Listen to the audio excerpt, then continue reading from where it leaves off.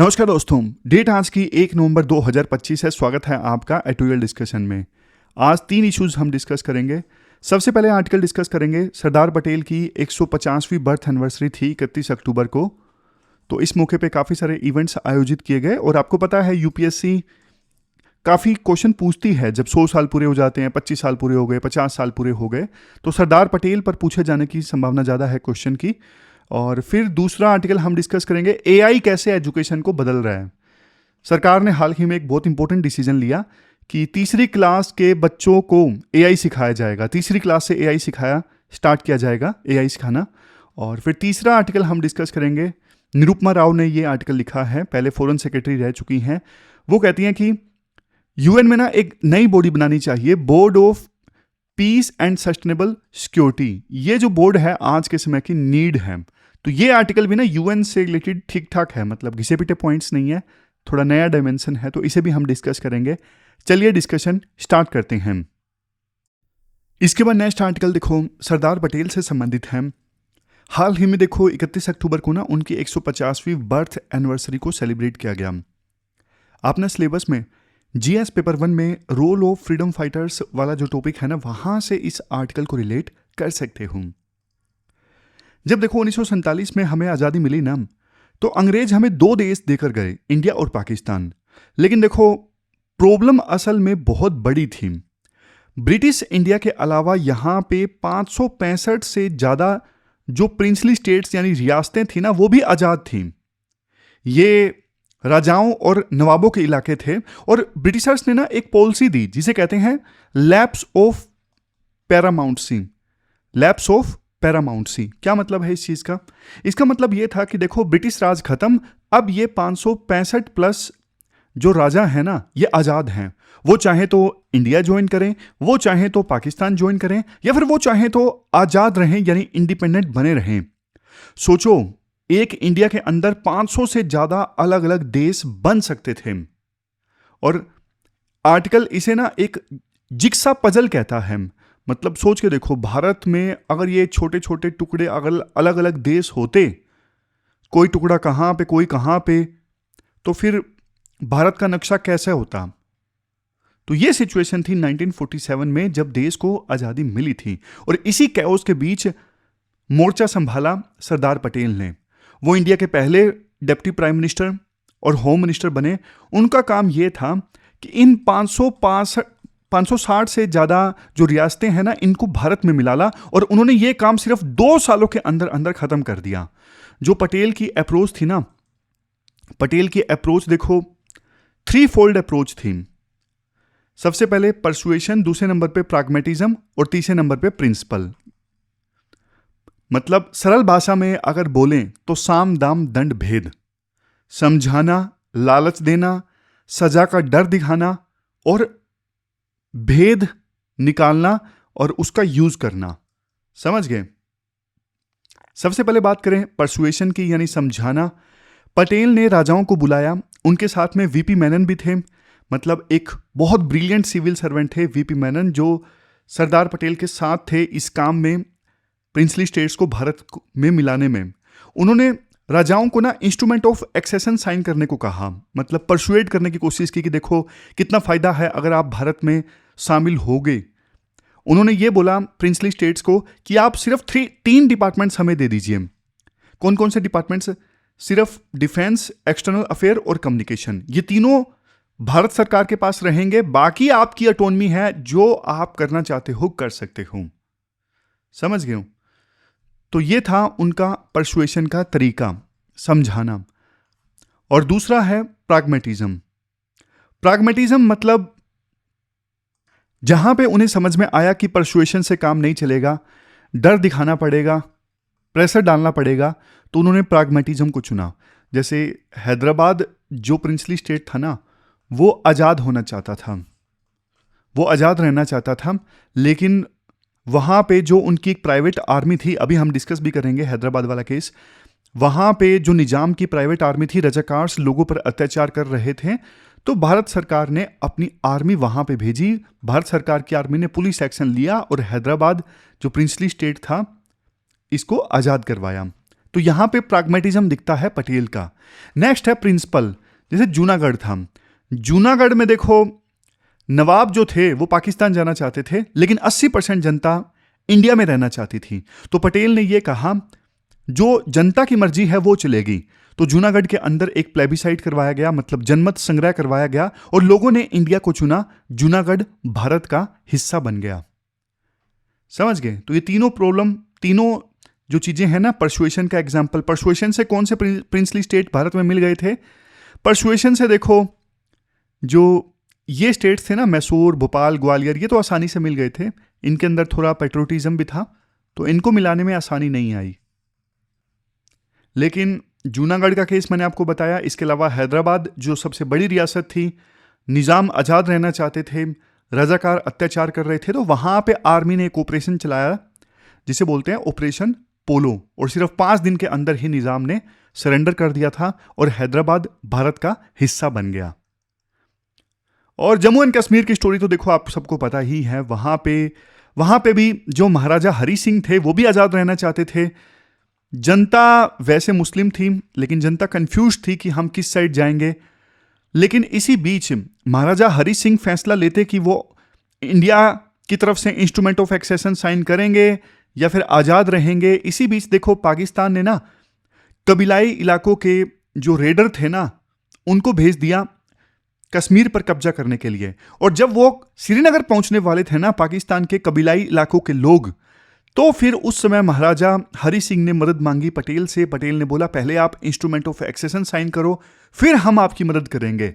तो 26 अक्टूबर 1947 को जम्मू एंड कश्मीर के महाराजा हरी सिंह ने इंस्ट्रूमेंट ऑफ एक्सेशन साइन किया था, और तुरंत की तुरंत भारत सरकार ने अपनी आर्मी कश्मीर भेजी। तो दोस्तों देखो, ये जो सरदार पटेल के एफर्ट्स थे, ये कोई एडमिनिस्ट्रेटिव सक्सेस नहीं थे, ये सिविलाइजेशनल सक्सेस थे। मतलब उन्होंने असल में इंडिया का जो नक्शा है आज, उस नक्शे को सरदार पटेल ने बनाया। और पटेल का काम सिर्फ देखो जमीन जोड़ना नहीं था। ऐसा नहीं कि उन्होंने राजाओं की जमीन भारत में जोड़ दी, नहीं, सरदार पटेल लोगों को जोड़ना चाहते थे। आर्टिकल कहता है पटेल को पता था कि इंडिया में इतनी ज़्यादा डाइवर्सिटी है, और ये इंडिया की डाइवर्सिटी की इतने सारे भाषाओं के लोग, इतने सारे कल्चर के लोग, इतने सारे रिलीजन के लोग इंडिया में रहते हैं, ये इंडिया की कमजोरी नहीं है, ये इंडिया की ताकत है। सरदार पटेल को इस चीज़ का पता था। उनका जो विजन था वो देखो डिसऑर्डर वाला नहीं था। उन्होंने कहा पूरे इंडिया को एक फैमिली की तरह रहना है। उन्होंने ये बोला हमारे अलग भाषा, अलग धर्म, सब नदियों की तरह हैं, और ये सब मिलकर इंडियन ओशन बनाते हैं। ये लाइन बहुत अच्छी है। हमारे सभी धर्म, सभी अलग अलग लैंग्वेजेस, ये नदियों की तरह है, और सारे नदियां सारे गिरती हैं एक समुद्र में जिसका नाम है इंडियन ओशन, यानी भारत। बहुत बढ़िया कोट है। अब सोचो, पाकिस्तान जिसका निर्माण हुआ 2 नेशन थ्योरी के आधार पर, हिंदू मुस्लिम अलग अलग, लेकिन पटेल ने दी 1 नेशन थ्योरी। मतलब यहां पे मंदिर, मस्जिद, गुरुद्वारे, चर्च सब एक साथ हैं। यह सरदार पटेल की लीगेसी है। फिर बात किया जाता है सिविल सर्विसेज से रिलेटेड। नेक्स्ट पॉइंट है सिविल सर्विसेज से रिलेटेड। देखो, जब देश आजाद हुआ ना, तो उस समय यह बात चल रही थी कि क्या जो ये इंपीरियल सिविल सर्विस है, क्या इसे ड्रॉप कर दिया जाए आज़ादी के बाद, क्योंकि इंपीरियल सिविल सर्वेंट्स पे आरोप लगता था कि वो अंग्रेजों का साथ देते थे, उनका माइंडसेट खराब है, उन पे अत्याचार के आरोप लगते थे। तो बहुत सारे जो लीडर्स थे उन्होंने बोला कि अब इस सर्विस की जरूरत नहीं है, इसे छोड़ दो। लेकिन सरदार पटेल थे जिन्होंने देखो ये बोला कि ये जो सिविल सर्विसेज है ना, IAS IPS, ये भारत के स्टील फ्रेम है। 21 अप्रैल को अपनी दी गई स्पीच में सरदार पटेल ने यह बोला था, और आज भी उस दिन को, 21 अप्रैल के दिन को सिविल सर्विसेज डे के रूप में मनाया जाता है। तो उन्होंने क्यों सिविल सर्विसेज को यानी IAS IPS को स्टील फ्रेम बोला था? सरदार पटेल का देखो ये मानना था, हमें ना एक ऐसे सर्वेंट्स की आवश्यकता है, सिविल सर्वेंट्स की आवश्यकता है जो किसी एक पॉलिटिकल पार्टी के ना हो, जो देश की सुने और जिनका चयन मेरिट के आधार पे हो, और जो संविधान को फॉलो करें। तो ये मानना था सिविल सर्वेंट्स के बारे में सरदार पटेल का। और आप भी देखो उसी स्टील फ्रेम का ना हिस्सा बनने जा रहे हो, उसी की आप तैयारी कर रहे हो। इसके बाद देखो आर्टिकल ये भी बोलता है, ना सिर्फ सिविल सर्वेंट्स बल्कि देखो इवन जो पुलिस है या फिर हमारी जो पैरामिलिट्री फोर्सेस हैं जैसे सीएपीएफ हो गया, बीएसएफ हो गया, वो भी सरदार पटेल की उसी लिगेसी को आगे बढ़ा रहे हैं। सोच के देखो, सीआरपीएफ देश में जहां पे भी टेंशन होती है, जरूरत होती है, सीआरपीएफ को भेजा जाता है। तो इंटरनल पीस बनाए रखने में सीआरपीएफ या फिर अलग अलग जगहों पर बाकी फोर्सेस का योगदान कितना ज्यादा है, और वो भी सरदार पटेल की लिगेसी का पार्ट है। अब इसके बाद देखो, फिर इसके बाद देखो कुछ पॉइंट्स और दिए जाते हैं लास्ट में आर्टिकल में कि आज आप देखो गुजरात के केवड़िया में सरदार पटेल की ना 182 मीटर ऊंची मूर्ति है, और ये दुनिया की ना सबसे ऊंची स्टैचू है। लेकिन ये सिर्फ देखो स्टैचू नहीं है, आर्टिकल कहता है ये टोलेस्ट एक्सप्रेशन ऑफ ग्रेटिट्यूड है, यानी सबसे ऊंचा आभार सरदार पटेल के प्रति कि उन्होंने देश को जोड़ा। उन्होंने आज जो देश का मैप है वो सरदार पटेल की बदौलत है।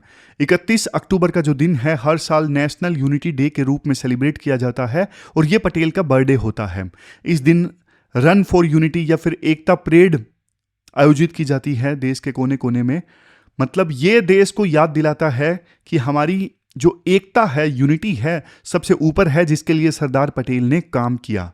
इसके अलावा भी देखो देश को यूनाइट करने के लिए सरकार की एक स्कीम है, एक भारत श्रेष्ठ भारत, सरकारी स्कीम है। इसमें एक स्टेट को दूसरे स्टेट से जोड़ा जाता है। फॉर एग्जांपल हरियाणा को तेलंगाना से जोड़ा गया। होता क्या है, फिर हरियाणा के जो कुछ युवा लोग हैं वो तेलंगाना जाएंगे, वहाँ के कल्चर, लैंग्वेज, फूड को एक्सप्लोर करेंगे, और तेलंगाना से लोग हरियाणा जाएंगे। तो आपस में एक दूसरे के कल्चर को जानने को मिलता है। इसलिए इससे क्या होता है, इमोशनल इंटीग्रेशन होता है। सरदार पटेल कोऑपरेटिव फेडरलिज्म में बिलीव करते थे। वो कहते थे सेंटर और स्टेट के बीच में कंपटीशन नहीं होना चाहिए, सेंटर और स्टेट आपस में पार्टनर की तरह काम करें, यानी कोऑपरेटिव फेडरलिज्म। तो ये जो पटेल की लिगेसी है वो आज भी रिवाइव करने की कोशिश की जा रही है अलग अलग सरकारों के द्वारा। जैसे जीएसटी जो है वो पटेल की लिगेसी का ही पार्ट है। तो ये पूरा आर्टिकल हमने सरदार पटेल से रिलेटेड डिस्कस किया। चलते हैं आगे। इसके बाद नेक्स्ट आर्टिकल देखो, एआई कैसे एजुकेशन के जो रूल्स है वो बदल रहे हैं। आपने सिलेबस में जीएस पेपर सेकंड के इस टॉपिक से आर्टिकल को रिलेट कर सकते हो। आर्टिकल की पहली लाइन आप देखिए। आर्टिकल की पहली लाइन क्या है? पहली लाइन है, इंडिया एक बहुत बड़ा कदम उठा रहा है। क्या? हम देखो एआई को इंट्रोड्यूस करने वाले हैं। कहाँ से? क्लास 3rd से। मतलब 8-9 साल के जो बच्चे हैं वो एआई के बारे में पढ़ना स्टार्ट कर देंगे, और ये स्टार्ट हो जाएगा 2026-23 से। चलो देखो, अच्छा है, सरकार ने बहुत बढ़िया कदम उठाया है। एक दिन मैंने टेलीग्राम पे डाला भी था कि चाइना कंपलसरी कर रहा है बच्चों के लिए एआई सिखाना, तो इंडिया क्यों पीछे है?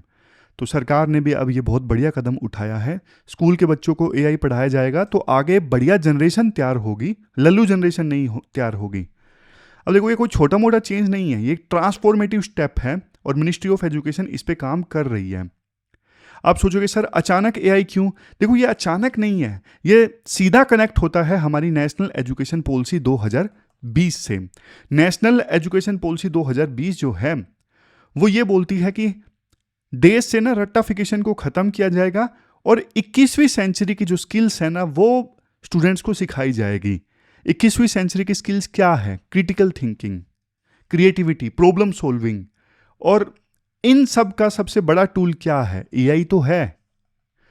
एआई के बारे में सीखेंगे बच्चे तो ये सारी स्किल्स अपने आप आएंगी।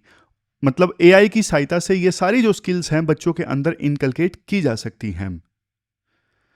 तो ये जो सरकार करने जा रही है ना, 3री क्लास के बच्चों को एआई सिखाना स्टार्ट किया जाएगा। इससे देखो हम फ्यूचर वर्कफोर्स तैयार कर रहे हैं।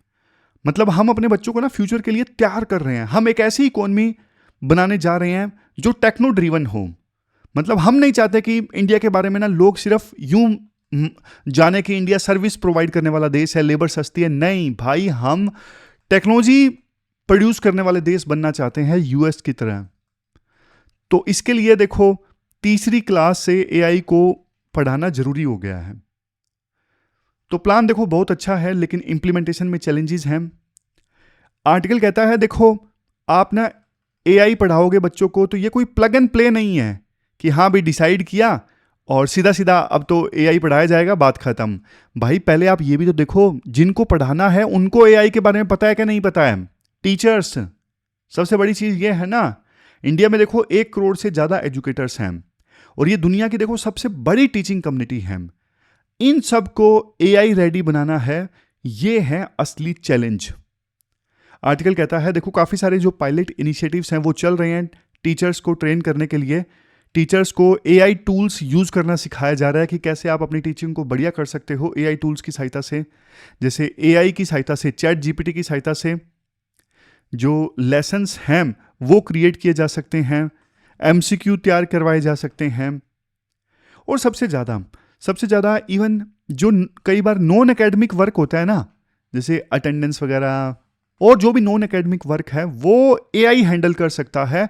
तो टीचर के पास में ज़्यादा टाइम होगा बच्चों पे ध्यान देने का, बच्चों की प्रॉब्लम्स को समझने का, 1-to-1 अटेंशन देने का टीचर्स के पास में ज़्यादा टाइम होगा। और एआई की सहायता से देखो पर्सनलाइज्ड जो लर्निंग है वो दी जा सकती है बच्चों को। अब देखो जब टीचर एक मान लीजिए 50 बच्चों की क्लास लेता है, अब 50 बच्चों की क्लास है तो टीचर ना एवरेज स्पीड से पढ़ाता है। अब एवरेज स्पीड से टीचर पढ़ाता है, 50 बच्चों की क्लास है, जो ब्रिलियंट स्टूडेंट्स है ना वो बोर हो जाते हैं, अरे यार मास्टर क्या ही पढ़ा रहा है, सब आता है तो है मुझे, वो बोर हो जाता है बच्चा। लेकिन एवरेज स्पीड की वजह से कुछ बच्चा बेचारा जो वीक होता है उसको यूं लगता है कि यार मास्टर तो बहुत तेज तेज पढ़ा रहा है, मेरे तो ऊपर से जा रहा है, मुझे कुछ समझ में ही नहीं आ रहा है। तो यहां पे दिक्कत हो जाती है। यहां पे जो अप्रोच रहती है टीचर की वो ये रहती है सभी बच्चों को एक ही शर्ट पहनाओ, यानी वन साइज फिट्स ऑल। लेकिन ऐसा होता नहीं है। बट अब एआई की सहायता से ना पर्सनलाइज्ड लर्निंग दी जाएगी। जैसे टीचर ने पढ़ा दिया, अब देखो बच्चे ना एमसीक्यू सोल्व करेंगे। एमसीक्यू जब सोल्व करेंगे ना, तो जैसे मान लीजिए एक स्टूडेंट है महेश, अब उसने एमसीक्यू गलत किया तो देखो उसको थोड़ा आसान एमसीक्यू दिया जाएगा, वो भी नहीं किया तो थोड़ा और आसान दिया जाएगा।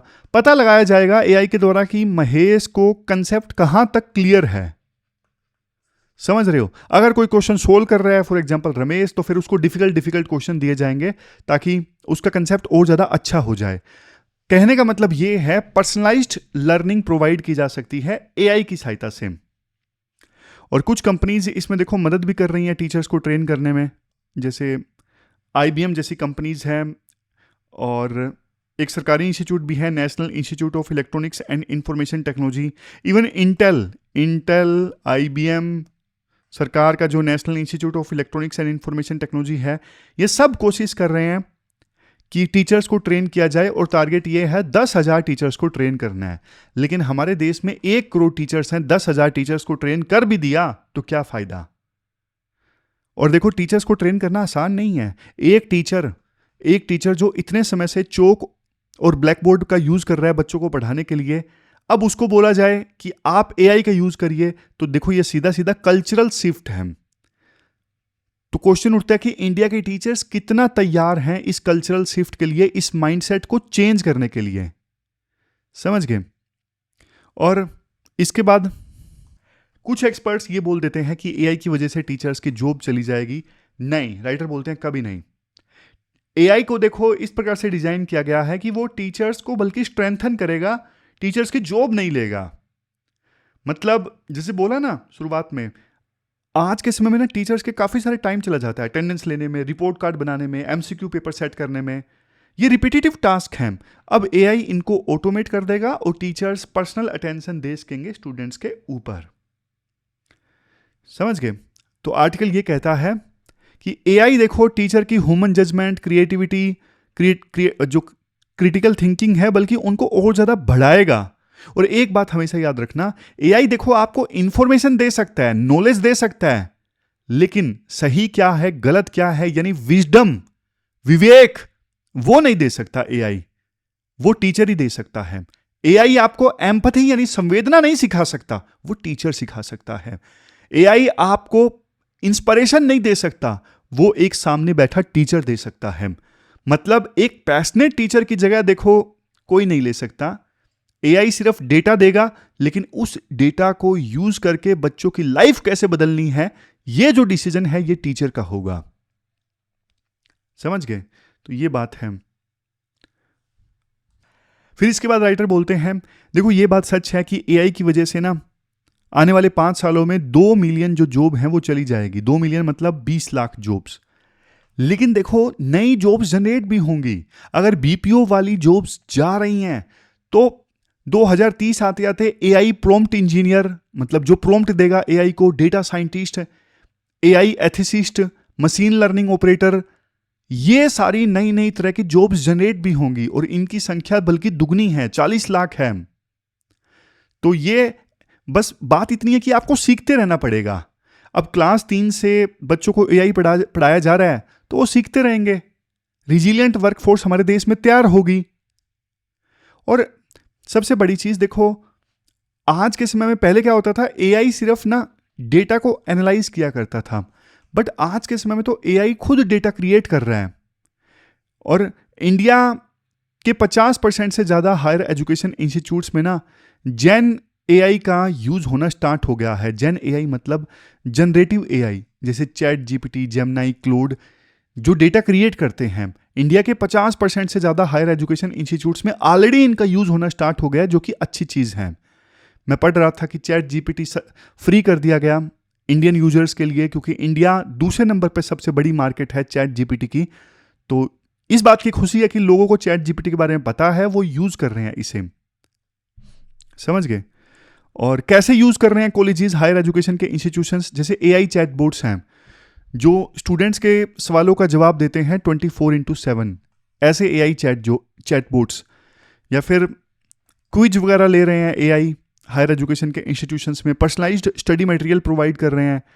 तो मतलब एआई की सहायता से ना, ये चैट जीपीटी वगैरह की सहायता से इंडिया का जो लर्निंग गैप है ना, उसे फिल किया जा सकता है। बच्चों को समझ नहीं आता था, लेकिन अब लर्निंग आउटकम और ज़्यादा इंप्रूव होगी।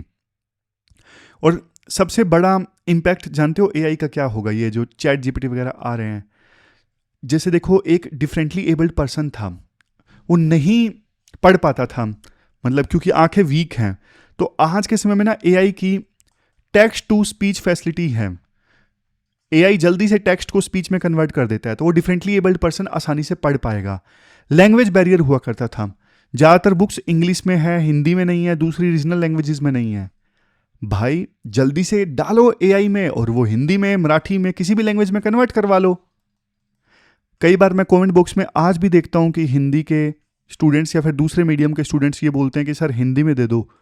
हिंदी में तो आपको मिल ही रहा है, आप वेबसाइट पे जाके डाउनलोड कर सकते हो, लेकिन आप एक बार चैट जीपीटी वगैरह यूज तो करके देखो, कितना आपको फायदा होगा। समझ गए? लेकिन देखो लास्ट में ना आर्टिकल एक सबसे बड़ा सवाल पूछता है। सवाल ये है, क्या एआई वो महान इक्वलाइजर बन सकता है जो सबको बराबर का प्लेटफॉर्म दे पाए? लेकिन देखो साइन तो प्रॉमिसिंग है, लेकिन इसके लिए सरकार की पॉलिसी अच्छी होनी चाहिए।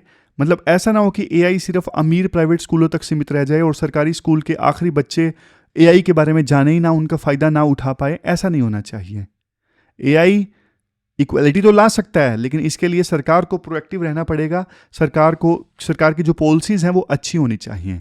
ये पूरा आर्टिकल हमने डिस्कस किया। चलते हैं आगे। हमारे आज के डिस्कशन में फर्स्ट इंपोर्टेंट आर्टिकल यूएन में ना एक अलग से बोर्ड बनाने की आवश्यकता से संबंधित है, जिसका नाम होगा board of peace and sustainable security. अपना सिलेबस में जीएस पेपर सेकंड के इस टॉपिक से आर्टिकल को रिलेट कर सकते हो। निरुपमा राव के द्वारा यह आर्टिकल लिखा गया है, जो पहले फॉरेन सेक्रेटरी के तौर पे काम कर चुकी हैं, अभी रिटायर्ड हैं। कंटेक्स्ट आपको पता है। देखो यूएन को बने ना 80 साल पूरे हो गए हैं। हाल ही में 24 अक्टूबर को यूएन को बने 80 साल पूरे हुए। और यूएन किस लिए बनाया गया था? 3-4 दिन पहले आर्टिकल जब हमने डिस्कस किया था तब भी मैंने आपको बताया था। सेकेंड वर्ल्ड वॉर में काफ़ी तबाही हुई थी, तो विभिन्न देश एक साथ आए थे ये इंश्योर करने के लिए कि अब थर्ड वर्ल्ड वॉर नहीं होना चाहिए, यानी वर्ल्ड वॉर रोकने के लिए बनाया गया था। बट आज की रियलिटी आप देखो, यूएन का जो सिक्योरिटी काउंसिल है ना, जब देखो दो देशों के बीच में झगड़ा हो जाता है तब सिक्योरिटी काउंसिल रिएक्ट करता है। मतलब जब आग लग जाती है तब पानी डालने जाता है। लेकिन सिक्योरिटी काउंसिल जो है यूएन का, ये पीस को ना सस्टेन नहीं करता, यानी शांति बनाए नहीं रख पाता। होता क्या है, जैसे आपको एग्जांपल देता हूं, आप लीबिया का एग्जांपल लीजिए।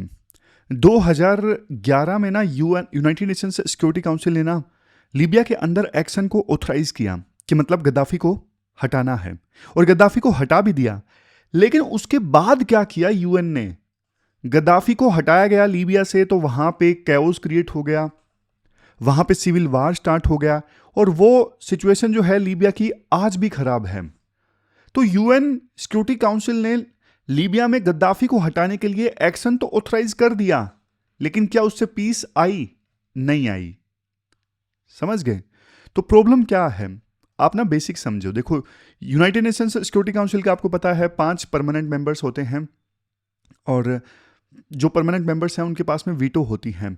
तो ये जो 5 मेंबर्स हैं ना, अपने अपने इंटरेस्ट को ध्यान में रखते हुए वीटो यूज कर लेते हैं। जैसे रशिया यूक्रेन वार पर रशिया ने यूज कर ली, सीरिया वार पर असद का साथ देते हुए रशिया ने सीरिया के पक्ष में वीटो यूज कर ली, इजराइल पैलेस्टीन वार में यूएस ने इजराइल के पक्ष में वीटो कर ली। तो मतलब फैसला हो ही नहीं पाता। दूसरा जो इशू है वो है पीस कीपिंग मिशन से संबंधित, जो शांति सेना भेजी जाती हैं, जो जमीन पे स्टेबिलिटी लेके आती हैं, झगड़े रोकती हैं। लेकिन राइटर बोलते हैं जो ये पीस कीपिंग मिशंस भेजे जाते हैं ना विभिन्न देशों में, इनके पास में ना कोई पॉलिटिकल स्ट्रेटेजी नहीं होती। जैसे साइप्रस का एग्जांपल लीजिए, 1964 से ना वहां पे यूएन की पीस कीपिंग फोर्स है, झगड़ा रुका हुआ है, लेकिन कोई पॉलिटिकल सॉल्यूशन तो नहीं लेके आ रहे ना। झगड़ा एक बार के लिए रोक दिया पीस कीपिंग मिशन ने, लेकिन उसके बाद जो ग्रुप आपस में लड़ रहे थे उनके बीच में सुलह करवाना, कोई पॉलिटिकल सॉल्यूशन लेके आना, ये पीस कीपिंग मिशन का काम नहीं है। बस वो खड़े रहेंगे, मान लीजिए किसी देश के अंदर सिविल वार हो गया, वो वहां पे खड़े रहेंगे खड़े रहेंगे खड़े रहेंगे। अरे भाई शांति भी तो लाओ ना, बात करवाओ इनकी आपस में। तो ये दूसरा पॉइंट है, पीस कीपिंग मिशंस सिर्फ खड़े रहते हैं, स्टेबिलिटी तो ले आते हैं, लेकिन उसके बाद में कोई पॉलिटिकल सॉल्यूशन नहीं लेके आते। नेक्स्ट है पीस बिल्डिंग कमीशन। जो ये पीस बिल्डिंग कमीशन है ना, ये 2005 में बना था। आइडिया अच्छा था कि जब कन्फ्लिक्ट खत्म हो तो देश को बिल्ड करने में ये जो कमीशन है हेल्प करेंगे। लेकिन देखो, इन कमीशंस के पास में ना तो मैंडेट है ना अथॉरिटी है। तो इन पीस बिल्डिंग कमीशंस का जो काम है वो सिर्फ एडवाइजरी का है, सलाह दे सकता है, कुछ करवा नहीं सकता। तो गैप क्या है? गैप ये है कि जब गोलियां चलनी बंद होती है ना किसी कन्फ्लिक्ट में, तब यूएन का जो पॉलिटिकल एंगेजमेंट है वो भी बंद हो जाता है। यूएन भूल जाता है कि भैया यहां पे कन्फ्लिक्ट तो रुकवा दिया गया है, लेकिन अब सॉल्यूशन भी लेके आना है। समझ गए? ये दिक्कत है। तो सॉल्यूशन क्या है? राइटर कहते हैं देखो, रिफॉर्म ना 2 तरह के होते हैं। एक तो स्ट्रक्चरल रिफॉर्म होते हैं। स्ट्रक्चरल रिफॉर्म मतलब पूरा स्ट्रक्चर ही बदल दो। यूएनएससी में P5 की जगह P10 कर दो, वीटो पावर हटा दो। लेकिन क्या ये पॉसिबल है?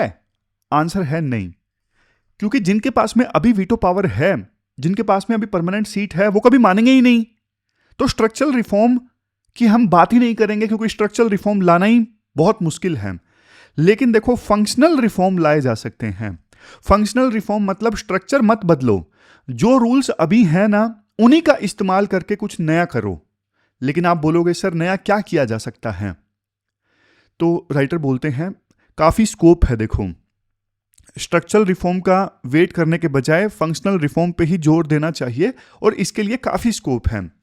और इसके लिए सबसे इंपॉर्टेंट है यूएन चार्टर का आर्टिकल 22। क्या है ये आर्टिकल 22? ये आर्टिकल ना यूएन जनरल असेंबली को पावर देता है। यूएन जनरल असेंबली क्या है? यूएन जनरल असेंबली वो असेंबली है जहां पे यूएन के सभी मेंबर स्टेट्स बैठते हैं। वहां पे कोई वीटो नहीं है। सिक्योरिटी काउंसिल में वीटो है, लेकिन यूएन जनरल असेंबली में कोई वीटो नहीं है। तो आर्टिकल 22 ना यूनाइटेड नेशंस जनरल असेंबली को पावर देता है कि वो ना सब्सिडरी बॉडीज यानी छोटी बॉडीज बना सकता है। एग्जाम्पल, जैसे आपने नाम सुना होगा यूनिसेफ का, जो बच्चों के लिए काम करती है बॉडी। यूएनडीपी का नाम आपने सुना होगा, रिपोर्ट वगैरह निकालती है, यूनाइटेड नेशंस डेवलपमेंट प्रोग्राम। तो ये छोटी बॉडीज हैं। जो बनाई किसने है? यूनाइटेड नेशंस जनरल असेंबली ने बनाई है, क्योंकि इनके पास में पावर है आर्टिकल 22 के तहत, यूएन चार्टर का आर्टिकल 22। तो आइडिया ये है कि यूएनएससी यानी यूनाइटेड नेशंस सिक्योरिटी काउंसिल को बायपास करो।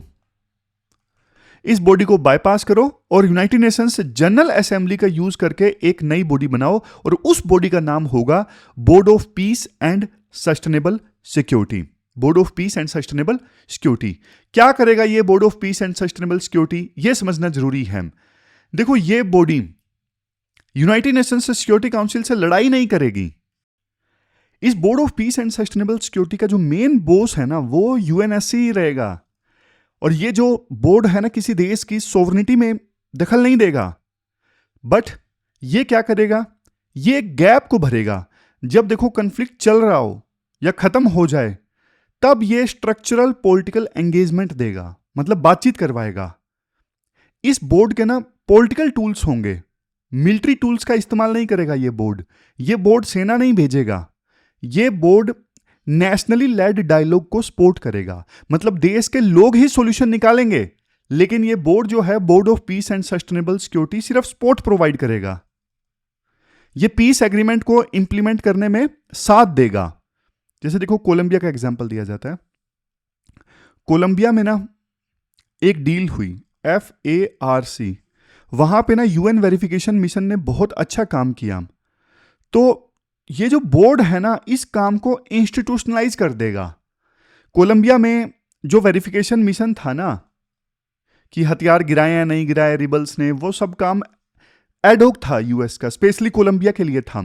क्यों ना इस काम को परमानेंट कर दिया जाए, दूसरे देशों में भी इसे यूज किया जाए, तो बोर्ड उसी चीज को ना इंस्टीट्यूशनलाइज कर देगा। समझ रहे हो? बेसिकली जहां पे यूनाइटेड नेशंस सिक्योरिटी काउंसिल और पीस कीपिंग या फिर पीस बिल्डिंग कमीशन का काम खत्म होता है ना, वहां पे इस बोर्ड का BPSS का जो काम है वो शुरू होगा। तो ये रिले रेस की तरह होगा, समझ गए? लेकिन सबसे बड़ा सवाल ये है कि इस बॉडी में बैठेगा कौन? तो राइटर कहते हैं कोई एलीट क्लब नहीं, ये एक ओपन फोरम होगा। मतलब ना तो देखो P5 जैसा एलीट क्लब होगा और ना ही 193 मेंबर्स की भीड़ होगी।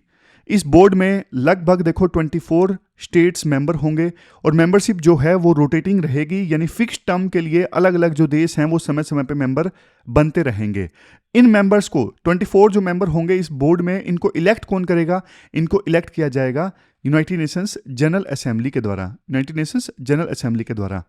और रीजनल डिस्ट्रीब्यूशन का ख्याल रखा जाएगा, जैसे एशिया, अफ्रीका, लैटिन अमेरिका सबको सीट मिलेगी। और सबसे इंपॉर्टेंट, कोई वीटो पावर नहीं होगी, नो वीटो पावर, प्रिविलेज से नहीं पार्टिसिपेशन से आएगी। लेकिन देखो सबसे बड़ा इनोवेशन क्या होगा? सबसे बड़ा इनोवेशन होगा रीजनल ऑर्गेनाइजेशन।